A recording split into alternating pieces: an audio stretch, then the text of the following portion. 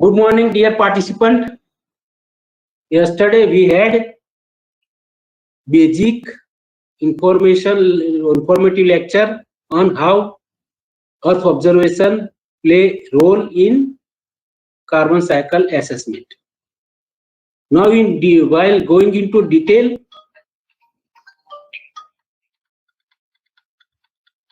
and यहाँ मेरा lecture है भी. While going into detail, now we'll go to one basic topic: measuring ecosystem exchange, means measurement of carbon exchange between biosphere and atmosphere. There we will discuss on observational network available in India and abroad, global network also. What are the instrumentation required and what are the advanced emerging technology and sensor that support measurement of ecosystem carbon exchange.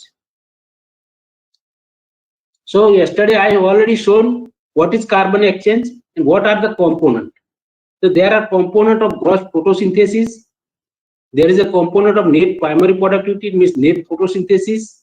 Then there is a NEP, that is nothing but net ecosystem exchange of carbon, which is equivalent to NPP minus heterotrophic respiration. Then there is also microbial soil respiration, which is called heterotrophic respiration. All these components nowadays, with the sophisticated instrumentation, it is possible to measure gross photosynthesis, net photosynthesis, heterotrophic respiration, microbial respiration, as well as net ecosystem exchange of carbon. So we will see how all this can be measured, what are the different kind of technology, measurement technology, as well as some satellite-based measurement available for monitoring carbon exchange. So first, okay, let us understand. Yesterday we have not skipped this, so I will make you understand what is gross photosynthesis, what are the different kind of approach that support measurement of the gross photosynthesis, which is called gross primary productivity, GPP. So gross photosynthesis is nothing but amount of carbon fixed via plant photosynthesis in plant canopies. This is nothing but it is a photosynthesis carbon, which food which is produced by the autotroph. So measure, it can be measured with the carbon CO2 gas chamber as well as IIRS tower. So this all will see measurement, different instrumentation also. What is IIRS tower, how they measure, and gas chamber also. Photosynthesis chambers are available nowadays.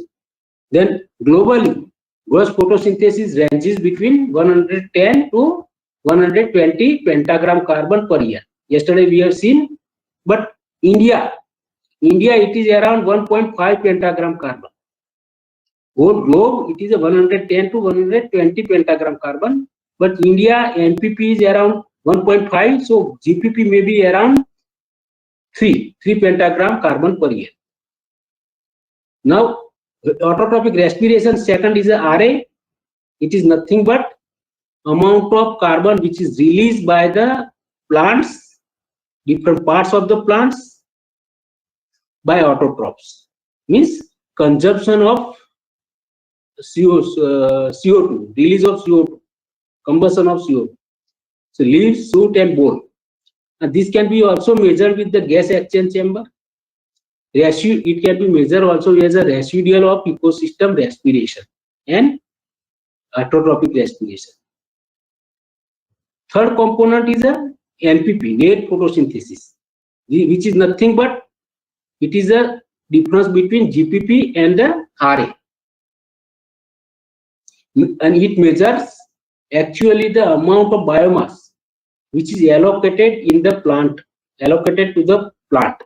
That means biomass what produced by the crop canopies or forest canopies is equivalent to the NPP. So possibly to model with the satellite, high resolution climate data and also in situ data. Globally it is around 55 to 60 pentagram carbon per year. Then RH, that is a heterotrophic soil respiration, or you can say microbial soil respiration. We can also term it as a efflux of the CO2.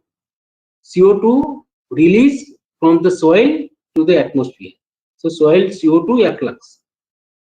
It can be measured with the CO2 gas exchange.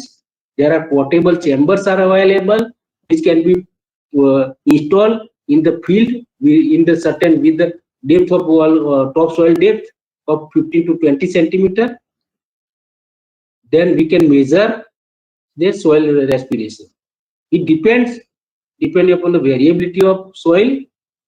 If there is large variability in the soil types and its moisture condition, we need more chambers to be installed in a different kind of soil to measure accurately the soil respiration. It can also be possible to model.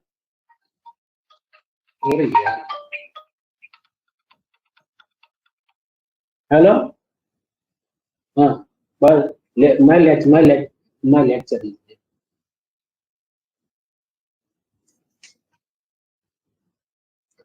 Modeling possible with the century and the growth stage C after calibrated parameter. So here then there is a net ecosystem productivity, which is mainly net amount of carbon.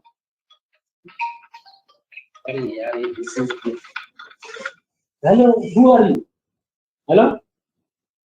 हाँ, कौन बोल रहा है?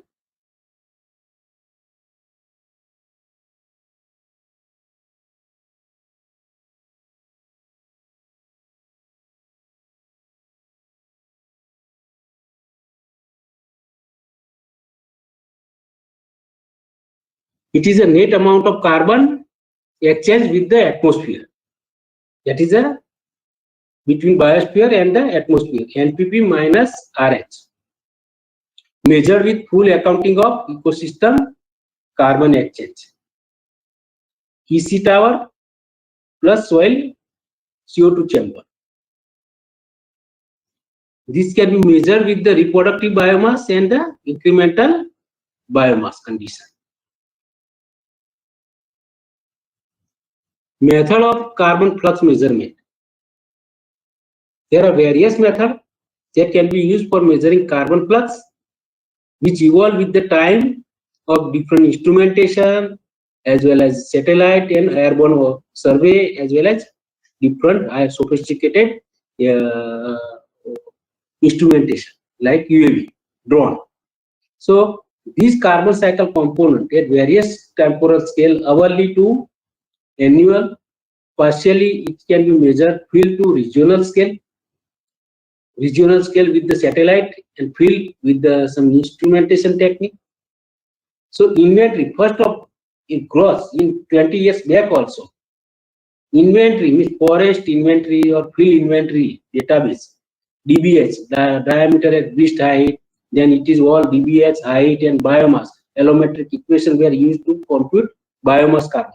That biomass carbon with the expansion factor of yearly expansion factor, it can be converted into a NPP also. 2 times biomass, you take difference, you will get the net amount of carbon fixed in the plant canopy, forest canopy in a year. That is called NPP. So this all allometric equation, DBH and this plant biomass, that can be converted into a NPP and GPP based on plot based survey. But that is all okay. How many plots you can put? Because there people have tried to put 1,000 and 1,000 plots. But India, we have India which has got forest cover 24% almost, and agriculture is a very huge land mass, almost 170 million hectare. So how with such a very huge land mass belonging to nature and managed ecosystem, it is very difficult to take sample survey or field survey based inventory for computing carbon flux. So we need to have a certain kind of sophisticated accurate measurement as well as some satellite observation to integrate for generating partially database of carbon exchange as well as the different component of the carbon cycle. So that is CO2 flux measurement, different kind of flux tower site that can be put across different landscape depending upon the terrain condition, biome types, depending upon its homogeneity of soil, all climate regime. We can set up different kind of observation technique, observation instrumentation, and that can be used for further integrating with the satellite data. Then also nowadays, specifically designed satellites are also available for carbon flux measurement directly from satellite. By inversion of the CO2, you can have direct estimate of the greenhouse gases fluxes, CO2 fluxes or N2 fluxes, all those things. So greenhouse gas satellites are available like OCO2, SciMachi, or also GOSAT. So many flags, many satellites are available. So let us have a look at what we can do with the IIRS tower. IIRS is nothing but ADs. Like in the plant system or any canopy, atmospheric ADs, that is exchange. Turbulent ADs, they are moving from the one place with the at the canopy height, and then it moves upward direction in the turbulent manner, depending upon the logarithmic profile of the wind. So it depends upon the vertical velocity of wind as well as the molar concentration of the particular gases, either water vapor, carbon dioxide, or methane. That is why IIRS tower are instrumentation which are more sophisticated and which are mounted on the top of the canopy. So that AC tower, that IIRS tower are more better compared to the Bowen ratio, because in 10-20 years back, Bowen ratio techniques came into existence. Those who are physicists, they may be knowing there are mass transfer method or gradient method. So energy moves from one higher potential to the lower potential. Based on that concept of mass transfer or bulk transfer or gradient method, you can have this Bowen ratio, which was designed to measure latent heat of vaporization based on the two gradient, two height and measurement of the vapor pressure and the temperature. But if they are point-based measurement, they do not take into account of large footprint area, also that lateral flow of the gases. All their footprint area was very less. But EC tower, they are this is such a tower which takes into account the atmospheric ADs that comes from a footprint area, patch area of more than 1.5 kilometer, 100 meter for the crop, 100 to 200 meter for the crop related tower. The forest, it is almost 1 kilometer. That means it has got bigger footprint. Another is they contain sensitive instrument like infrared gas analyzer. Based on infrared technology, it can senses the gas. So gas analyzer. And then 3D sonic phenomenon with 3-dimensional wind, U, X, X, Y, Z, 3-dimensional wind component, vertical and horizontal wind velocity, it measure, and measurements are carried out 10 measurement in a second. So it is a very high volume database, and we have a capability to measure carbon dioxide, water vapor, air temperature, and vertical component of wind speed at a single point over canopy. These data are collected at 10 gigahertz or 20 hertz, means 10 observations per second or 20 observations per second are average for every 30 minutes. With fluxes are computed half-hourly for every 30-minute record of all observation. They are collected and some IIRS methodology is applied to compute the fluxes. So in generally, if downward ADs have higher carbon dioxide content than upward ADs. Downward ADs means those ADs air sample which are carrying higher carbon dioxide from upper atmosphere, higher height to the lower height, means at the instrumentation height to the top of the canopy. So what I want to say here, that if amount of concentration of CO2 at the instrumentation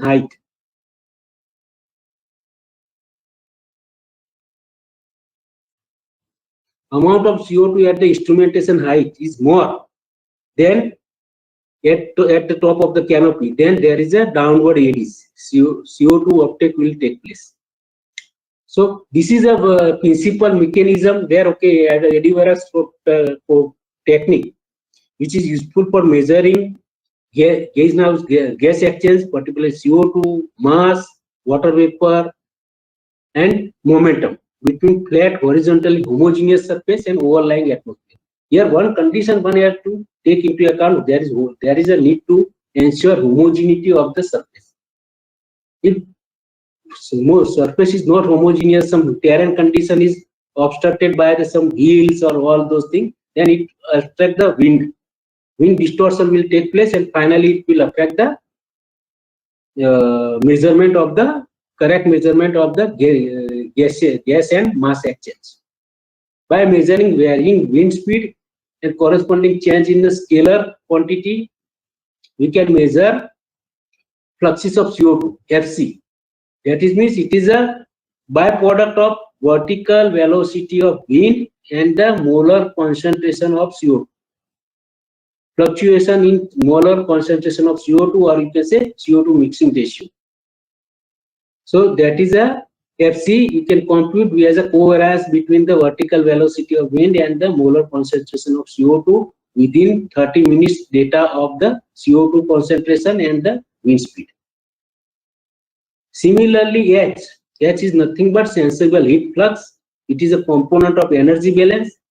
It is again rho A means density of air, Cp means specific heat of air. Then it is again the temperature.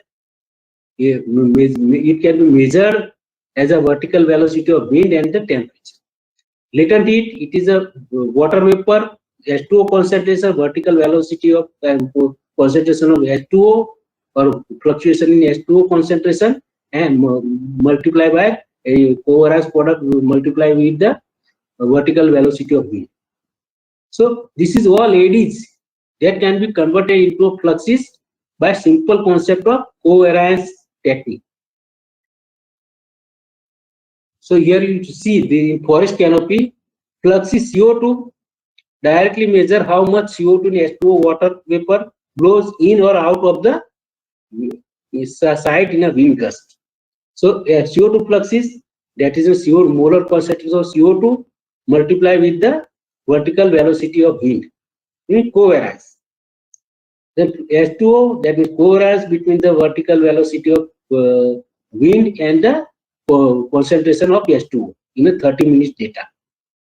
So flux is computed for every 30 minute scale. Updraft is if updraft is greater than CO2 is greater than downdraft, that means upward eddies is more compared to the downward eddies, then you can say there is a release of CO2 to the atmosphere. Upward eddies are more compared to the downward eddies, then you can say there is a release of CO2 to the atmosphere from the canopy.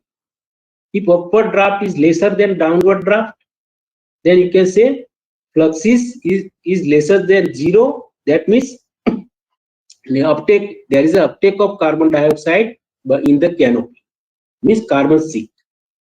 If it is a negative, net ecosystem exchange of CO2, NE is negative, that means it is a uptake of CO2. If it is a positive, you can say it is a release of CO2 or it is a carbon source. What are the advantages? Direct measurement, because you need not to have a certain kind of established assumption or some equation to convert that biomass into some NPP or net ecosystem exchange based on field survey data. It is giving direct measurement of the fluxes, CO2 as well as water vapor fluxes between ecosystem and above atmosphere. Second advantage is large area coverage. It has got sample footprint area ranging from 200 meter to the 1.5 kilometer. So depending upon the height of the tower, Suppose in case of agriculture tower, it is hardly okay 5-meter tower. We can measure best way up to 200 meter. But there are forest ecosystem like we have in the barcode forest. It is a 45-meter tower, 42-meter height. We have installed this IRGA means 3D sonic chronometer and the IRGA at the top of the canopy. So it is all footprint is always okay when tower height is instrumentation height is very high, then its footprint is always high. So it has got a footprint almost 1 kilometer. Then measurement can be done across spectrum of time. Through IIRS technique, we can measure ecosystem CO2 exchange at spectrum of scale ranging for few hours to years. As a base tool for scaling large area, carbon fluxes, and validation with the remote sensing technique. That means with this IIRS, we can measure for a half hour or hours to a year to many years. So it can be useful for the different kind of activity to address climate change and also to form the water productivity, enhancing water efficiency. Many area where okay we can identify some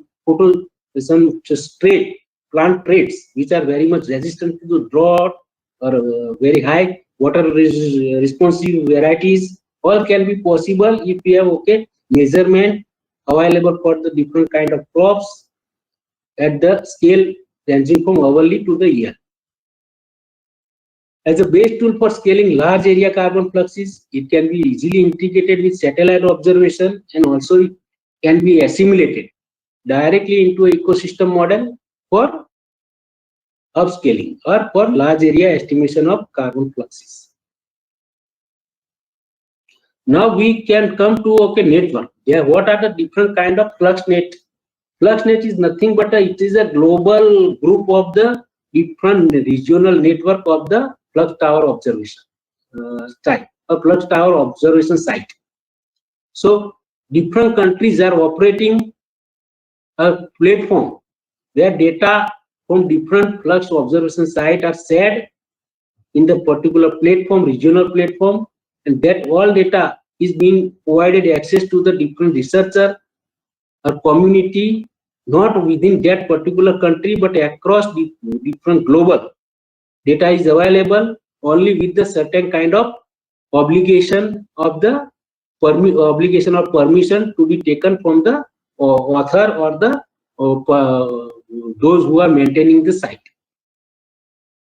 So in India globally, American flux, that is okay, very highest number of sites are there handling America, USA, where AmeriFlux is there. We have Asia Flux site, Asia Flux, that is office in Japan, that Asia Flux is there, where okay we are having okay many sites with the dominantly signed by China Flux.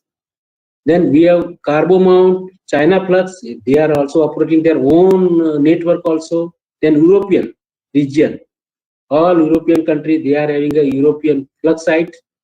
Korea Flux, FluxNet Canada, Deep OJ Flux means Australian flux site. All these carbon exchange, net ecosystem exchange, GPP, respiration and all other meteorological variable, all are available on a daily, monthly and annual basis in a historical manner. You see, this is a worldwide FluxNet site. And in India, you may be looking at in India. So this is all, okay, you see 1, 2, 3, 4 and this 5. These are the site we have set up, okay, by ISRO has set up this 4, 5 site, okay, particularly in this year, that our barcode forest site, then Haldwani, Nainital, that HFS, Haldwani flux site, and then barcode flux site, and here in the MP, that is a Betul, MP Betul, that is Betul flux site. So we have, and then there is a in Kolkata, that eastern state, that is Mangrove, Sundarban Mangrove flux site. So these are the flux site which is in the Asia Flux. It is part of this national carbon project what we have set up, and we are continuously monitoring this flux site for flux observation. The globe, there are 100 sites with the data almost maybe 1 year data, less than 1 year data set. There are 900 sites, but if you want a long-term record, so with the long-term record of the 11 to 15 years, there is hardly 300 to 400 sites. We have hardly 4 or 5 years database, so we do not fall in that long-term historical database. We don't have for India, but surely beyond 2010 onwards, this observation of fluxes over India has geared up momentum, and many new sites have come up.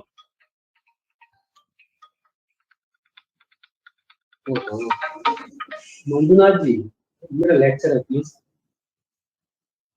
अभी मैं lecture ले रहा, online lecture ले रहा.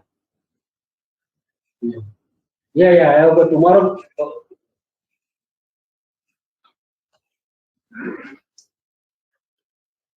Hello. So these are the different kind of sites are there. 1, 2, 3, 4, 5. 5 sites are there where we are taking all this measurement.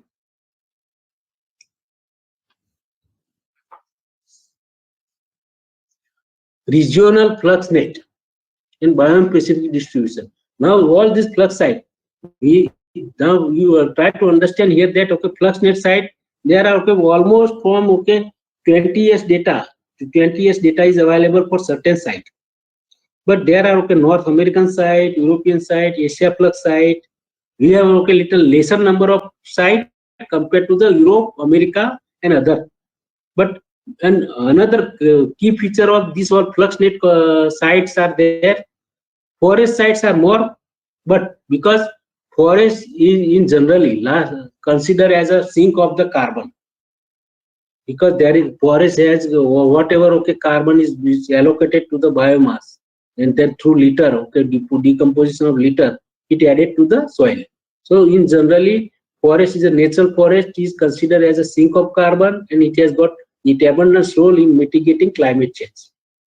So most of the carbon research in early era is devoted to setup of the sites in forestry ecosystem, but subsequently scientific community have realized that well-managed agriculture ecosystem also have tremendous potential for sequestering carbon, like sugarcane, wheat system, rice wheat system in Indo-Gangetic plain, which has got tremendous high biomass and have capability to sequester more biomass.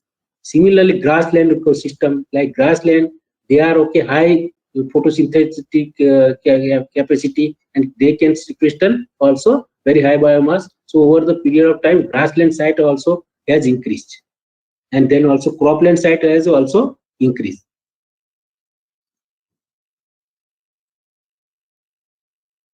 So here we can see CO2 flux tower. It is a big data for the ecosystem functioning. Now there is a buzzword. People must be under thinking or reading one or another news. Big data and deep learning. These are big words are there. So big data analytics, this flux tower database, they are the best suitable candidate as a big data, because 1 second there are 10 measurement. In a 1 year, 1 second 10 measurement. 1 week it is a 1 GB data. And if you take for 10 years, 1 week 1 GB data, so 1 year it is a 52 GB data. So if 5 years data is there for one site, it is almost 300 GB data. Then there are many sites across the world. In India, it is almost 25 sites. So it is a huge voluminous data with a variety, not only carbon exchange, it has got meteorological, climatic, meteorological risk. slow response data like temperature, humidity, radiation, soil moisture, all database are there on half-hourly interval. So variety is there. Then also methane fluxes is there. Then there is also velocity, means high volume data, high frequency data. So it is, and also it can be directly assimilated with the hourly satellite observation, either from the satellite or on the single snapshot on a daily basis from remote sensing satellite. So it can further add volume. So this is an ecosystem. It is one of the best data set for multiple tower sites are considered and remain low because of data are all same type of measurement. So ecosystem function is complex process that should be informed by many data types from multiple scale. So this is a particular big data we require strengthening of flux tower site, and it can be done through big data analytics. We can develop certain kind of model for informed decision making related to the development of the carbon monitoring system as well as mitigating climate change. So yesterday already I shown, but you see this, we have some 4 sites yet the IIRS is handling 4 sites. One is in Haldwani, then Barcode Flux, then forest site, Haldwani nearby Nainital, that is also one forest site, mixed plantation. This is a Nainital for Haldwani forest, mixed plantation site, 18-meter height is there, 18 meters. So all this IRGAS and everything is installed here. This is 3D sonic anemometer and irrigation. And here this is a Saharanpur, the cropland side. It is only 3-meter height for our sugarcane crop. Then there is a Barcode forest side. It is 42-meter height. A different height measurement is there. And also we have Betul, and then there is a Sundarban. So different flux tower site across India is there, which has been set up by the ISRO to monitor continuously the energy, water vapor and carbon exchange across over different ecosystem and over different years. So NRS, National Remote Sensing Center in Hyderabad, they are handling some 3-4 sites. So here you see, we have this in agriculture, IIRS research lab, site-specific research lab is there. One is a site that IIRS in Palampur, Himachal Pradesh. CSK Agriculture University, where we are having this one site, and Saharanpur is also there.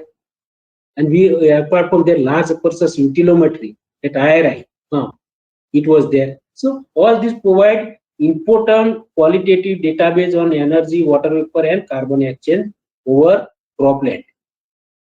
So this is what I have shown yesterday. We have installed earlier in the Sardar Vallabhbhai Patel University of Agriculture and Technology in Meerut. We take observation almost for 2 or 3 years over rice wheat system to develop prototype for the rice wheat, whether rice wheat system is carbon source or sink. Now, what are the instrumentation you require? Particularly for eddy coherence site, you require fast response sensor. Fast response sensor means in a 10 measurement in a 1 second. So it measure 3-dimensional wind, X, Y, Z with direction. Then with the 3D sonic anemometer, that is called irrigation. Nowadays, one single unit is available from certain Campbell Scientific, which comprises both IRGA as well as sonic anemometer, which is called irrigation. If it is separate, then you can say your IRGA means liquor gas analyzer, and you can have one 3D sonic anemometer from any other make, and you can also measure the flux. But if single unit is available, then like irrigation from Campbell Scientific company, which has got both IRGA as well as sonic anemometer. Then CO2 H2O concentration, which is also irrigation or IRGA infrared gas analyzer. Data logger we require Campbell Scientific 3000 data logger, which has got 24 channel. It can have analog channel as well as digital channel. It can measure 10 gigahertz, and it has the capability to store large voluminous data. Then slow response sensor will also be required, because only concentration of CO2 and H2, with that you can only compute the some kind of CO2 and this fluxes are H2, but it has to be do certain weighting with the temperature or vapor pressure or some humidity, is latent heat, all you require, like for photosynthetic active radiation, which is a driving force for the photosynthesis. So per input and output, the liquor sensor, then air temperature and humidity hygrometer, then net radiation 4-component net radiometer, soil heat flux plate, which plates, then soil moisture condition 5 centimeter, 15 and 30 centimeter, water content reflectometer, rain gauge 30 minute interval. So all data recorded at the different half-hourly interval. Finally, half interval fluxes along with the slow response data is produced. Along with this, we require biophysical property measurement also, like fraction of absorbed photosynthetically active radiation, leaf area index, soil respiration. All along with this, measurement required to compute the carbon exchange and biophysical and environmental control on the carbon exchange. So these are two sites where almost identical instrumentation is mounted at the 3-meter height. One is in the sugarcane beet system, another that is Saharanpur site, another is a Palampur Malan village in the Palampur district in Himachal Pradesh, where also we have rice wheat system. Then we have also two forest site, as I have already told, mixed plantation. That Haldwani, and this is a barcode forest with the different instrumentation like net radiometer. This is a irrigation, and this is irrigation, and then also wind direction, wind speed.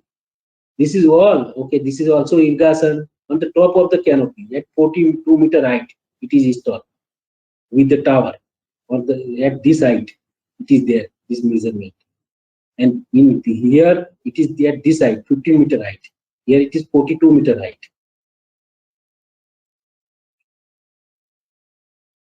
So instrumentation are same for the forest side. Only difference is that tower height is very high. So we have installed at the top height with the big tower. Rest everything is same almost. You require different brands are available, different companies are makes are available for the slow response sensor, but more or less fast response sensor like 3D sonic anemometer or IRGA, you can either have a single unit or you can have some combination of IRGA and the sonic anemometer, so you can measure CO2 and H2O concentration with the data logger of any brand. So Haldwani, it is a 80-meter height and barcode is a 42-meter height. So this is a forest flux tower barcode Dehradun. Here what we are measuring all those things. So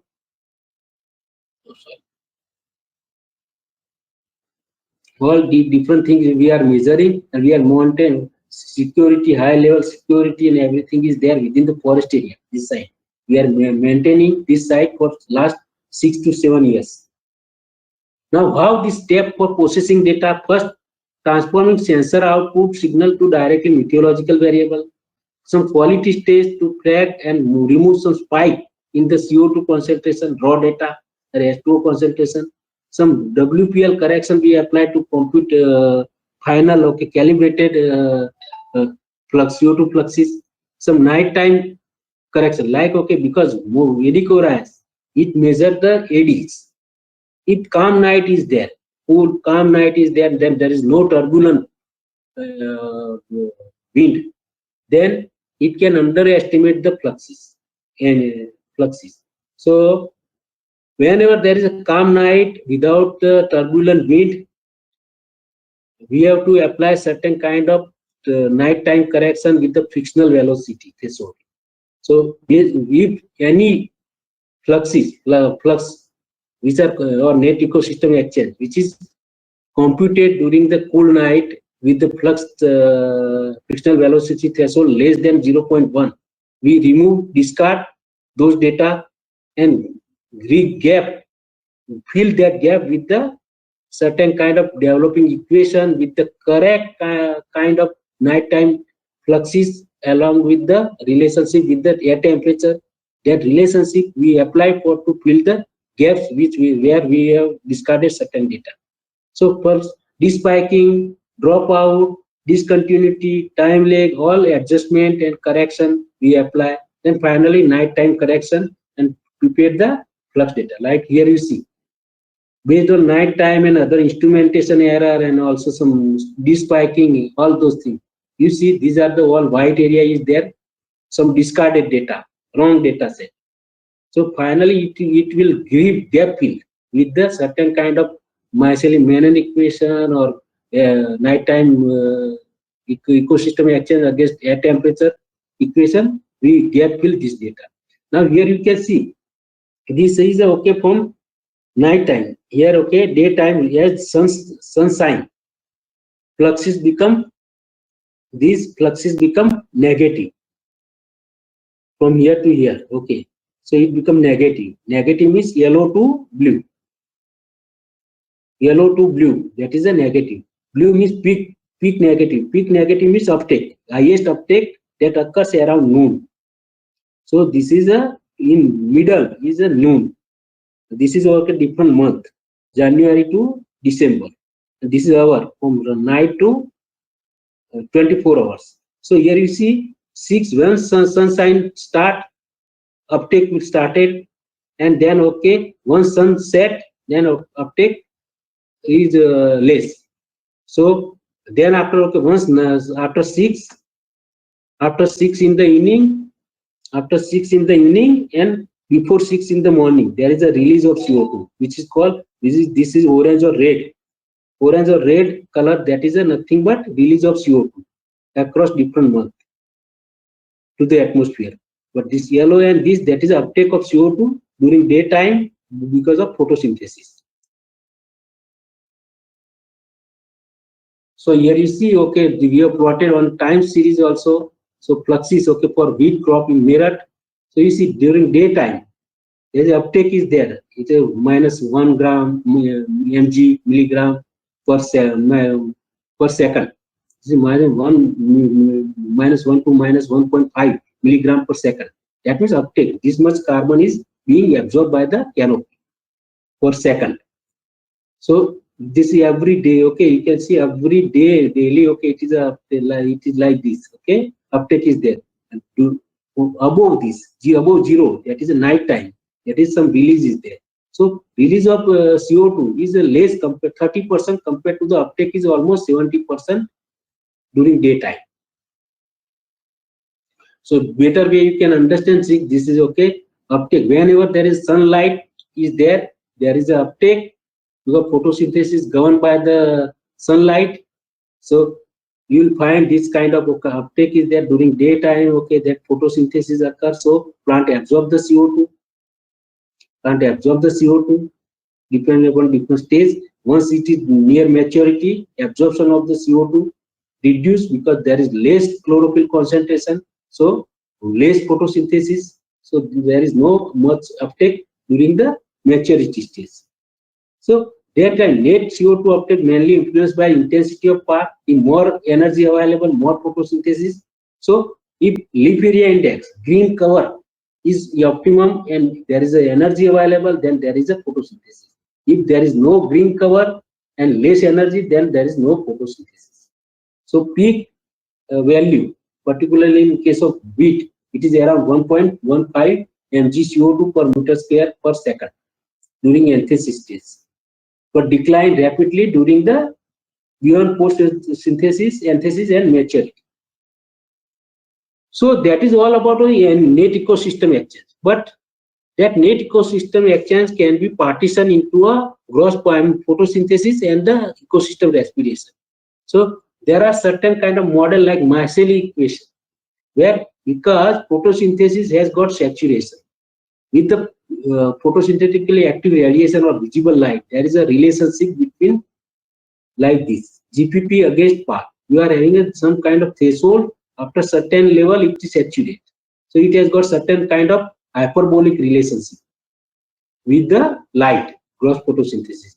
Applying this relationship with this tower specific data, we can compute GPP based on the relationship like this: Ne equal to minus this PAR maximum photosynthesis. Maximum photosynthesis alpha is nothing but ecosystem quantum yield plus daytime respiration. We parameterize this alpha, then Pmax and Rd by applying Ne against this PAR. Ne against PAR, parameterize with the negative procedure, and finally we get certain this parameter alpha, Pmax and Rd, and apply to get the gross photosynthesis. So like this, okay, we have parameterized this parameter alpha, Pmax, that for different stages of wheat crop, and that can be applied for different stages to fill gap data also. So this is one publication which is there in the Journal of Indian Society of Remote Sensing. So this is all of us in our graduation level or school level, we have understand, okay, how photosynthesis respond to the light, or we have heard about photosynthesis light response curve, but actually how it behaves, how it acts, what difference it makes in the different stages, or what different kind of crops, how it behave differently, that can be done and studied vigorously with the IIRS tower. And once we are having all this database of quantified parameter of the maximum photosynthesis quantum yield, this all parameter is vital for the different kind of ecosystem model designed for the NPP or net ecosystem exchange estimation. There are process-based model are there. There are some crop-specific models are there, but all depends on the photosynthesis. Unless we don't have this correct parameter for different crop and variety or some species, all model takes, okay, the all models develop in the with the laboratory condition. Like, okay, respiration coefficient is only 2.0, but it is not correct.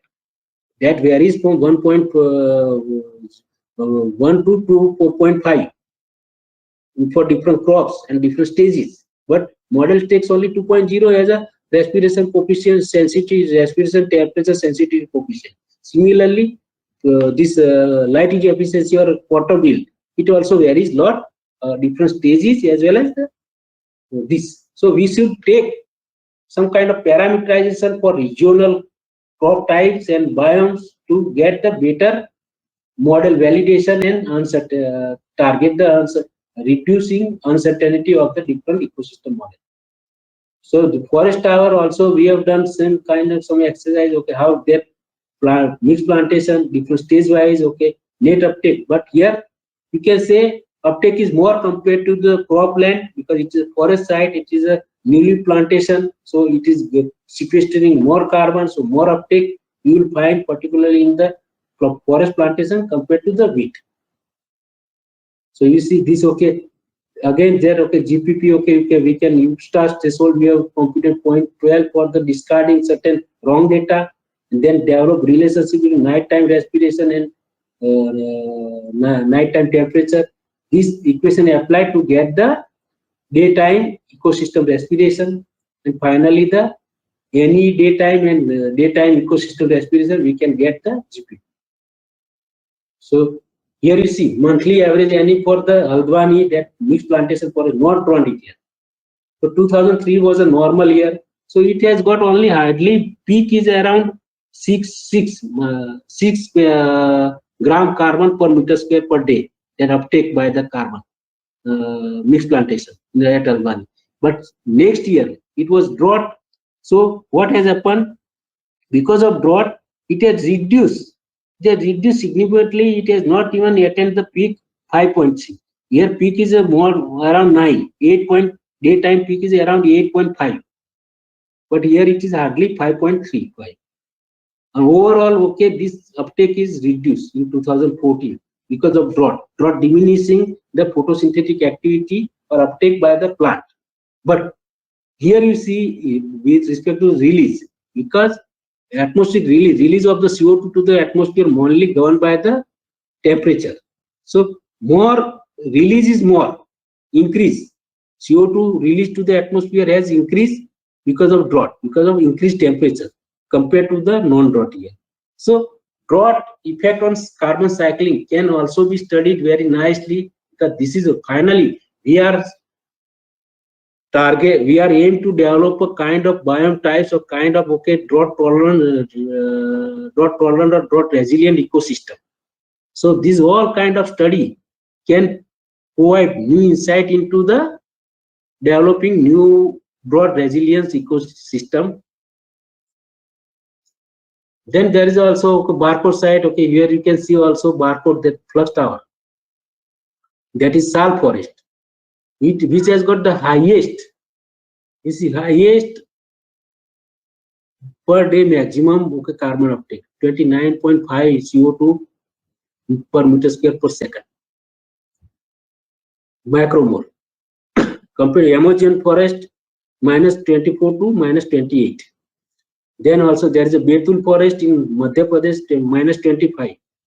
But our Dehradun, that is a barcode, which is a very semi-American forest, which has got the very highest amount of carbon uptake.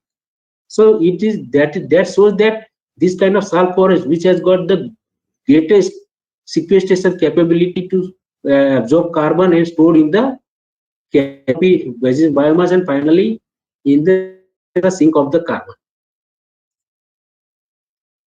Then we have seen that this Haldwani side, that 3 years, okay, you can see here 3 years how this daily time scale carbon, this is GPP is increased, reached to the peak by September, and then it decline, another peak and decline. So 3 years carbon balance, the GPP, ecosystem respiration, and net ecosystem exchange.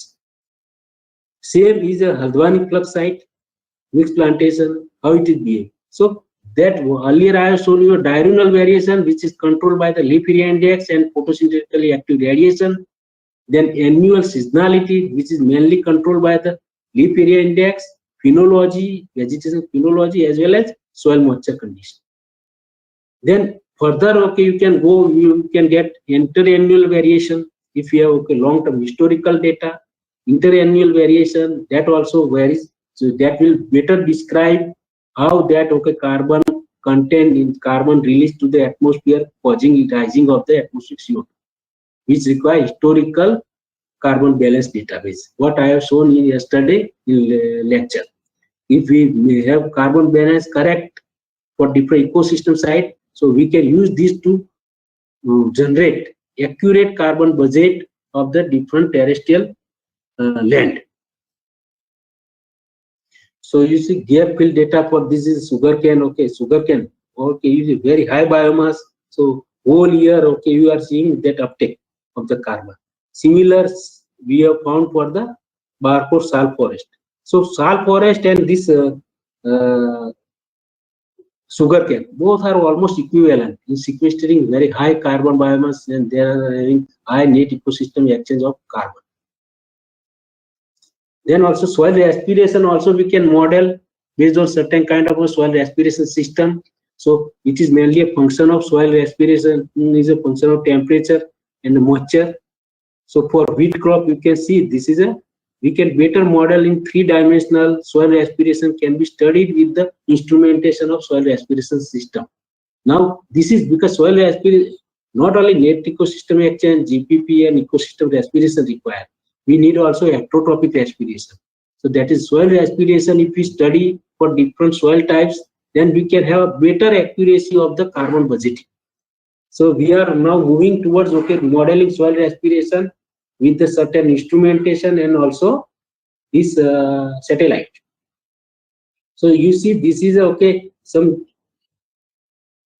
these are different radiation meter, hygrometer, and then cephalometer, different instruments which are set up at the different IIRS site. This is a 3D sonic barometer, and you see this is a soil respiration system. which measure every half hour interval respiration, soil respiration if you install in the soil at the site. So that is a automatic carbon exchange of over the soil. Then we have, okay, apart from this automated monitoring of the carbon exchanges and soil aspiration, there is also certain instrumentation we require, particularly for in situ measurement of the biophysical properties, like GPS for the tagging the different photographs, ground truth, and logging the coordinates of the particular site where we have taken measurement. Then there is a plant canopy analyzer. This is the analyzer which takes directly image of the crown cover. So we can take image of the forest canopy crown cover, and from that we can identify the graft fraction, extinction coefficient, leaf area index, and fraction of absorbed photosynthetically active radiation. Then there is a photosynthesis system. You see CI340 photosynthesis meter. So every depending upon ground measurement, you can measure also photosynthesis. So these are the all leaf level measurement. Leaf level measurement or canopy scale measurement. You can upscale to the canopy scale, then finally integrate with the satellite observation. So again, okay, in this Haldwani site, some photographs, and also we are taking also some measurement of the chlorophyll content, sun induced fluorescence like optical devices, okay, which gives you a directly fluorescence. Fluorescence is nothing but the weak signal within the range of far infrared from 740 to 780. So it is a weak signal in the reflective range of the electromagnetic radiation, and which compete with the reflective energy. That means weak emitted energy. This is nothing but the weak emitted energy in the reflective part of the electromagnetic radiation. So because reflective in visible range, this emitted signal is very weak.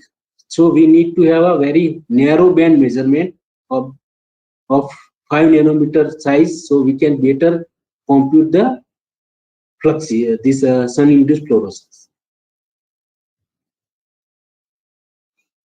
So this is okay, all okay in the different forest research institute in FRI, that fine ecosystem. Maybe the net photosynthesis meter, leaf area index, and canopy temperature, all possible to measure at different diameter and convert it into a net photosynthesis. One of the student, okay, who has taken this photosynthesis diurnally and converted into a diurnal photosynthesis over the pine ecosystem, and that can be linked with the Pacrura model to upscale for the GPP. Like you see, 10-day GPP estimation or net photosynthesis estimation over pine ecosystem. So you can relate also this net photosynthesis against evapotranspiration. So this canopy cover. So this all kind of instrumented instrument that can take certain kind of measurement. That measurement can be converted into a daily time course of the photosynthesis or evapotranspiration.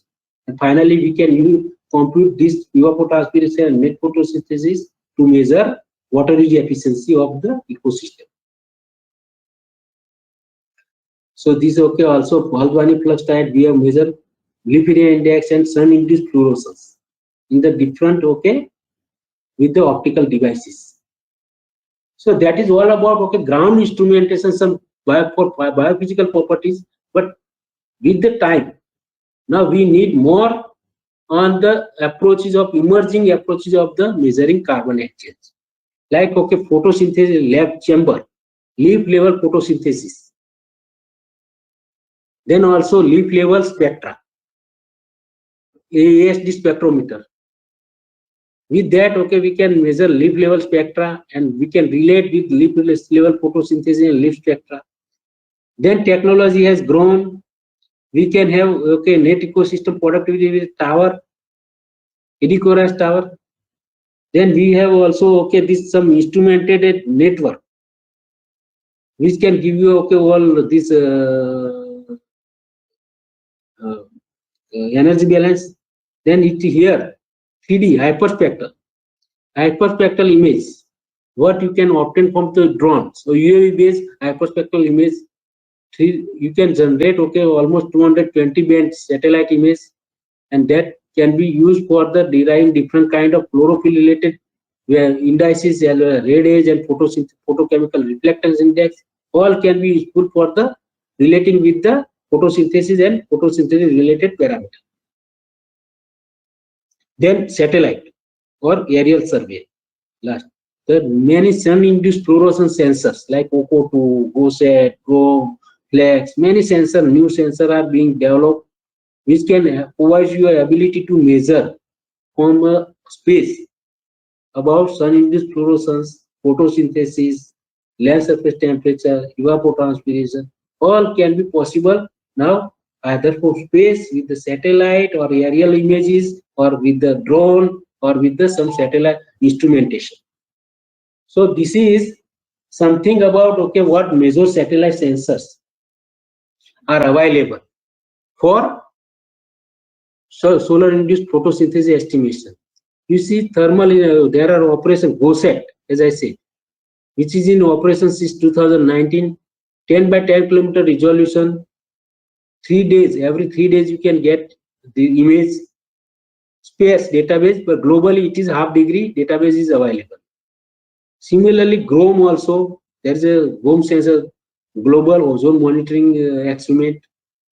So there, that is also available global database 1 by 1 degree, but it is also coarse resolution. But new sensor nowadays, SIMACHI and now OCO2, orbiting carbon observatory, OCO2, which is providing with little bit high spatial resolution 1.5 kilometer, 16 days, and also global. This gives directly the CO2, XCO2, and that can be constant with the CO2, CO measurement from the some greenhouse gas satellite to finally convert into a fluxes. Then this also fluorescence sensor. Now fluorescence imaging spectrometer sensor, FLEX. European communities have launched one FLEX, which gives directly the fluorescence imaging spectrometer at the resolution of 0.5 to 0.5 kilometer, means almost 500 by 500 meter, and we can have a very good database to directly relate with the tower-based photosynthesis or net ecosystem exchange. Now, in time to come, what I mean to say, there is a dearth of development or scientific knowledge is being gathered. Now, all those technology development or instrumentation or satellite-based sensor development will translate into a big product on photosynthesis and net amount of carbon exchange and finally carbon budget, which will be accurately balanced over the globe as well as in India. So India, things are also going at the faster pace development with respect to the satellite technology as well as instrumentation that aims at monitoring carbon exchange. So all those development will finally lead to, in a years, maybe in a decade time, we will have a very sophisticated and real-time product delivery of the photosynthesis and carbon exchange, and finally the accurate carbon budget as a national communication to the climate change program. So this is what we pursue as on today, to provide a good service for the scientific service for the society and scientific knowledge to the society. We are committed towards enhancing knowledge of our young researcher, our students who are interested to have a certain innovative ideas on the carbon cycle assessment. We are welcoming that new ideas, and we will try to implement if possible in our technology development and also model development. Thank you very much.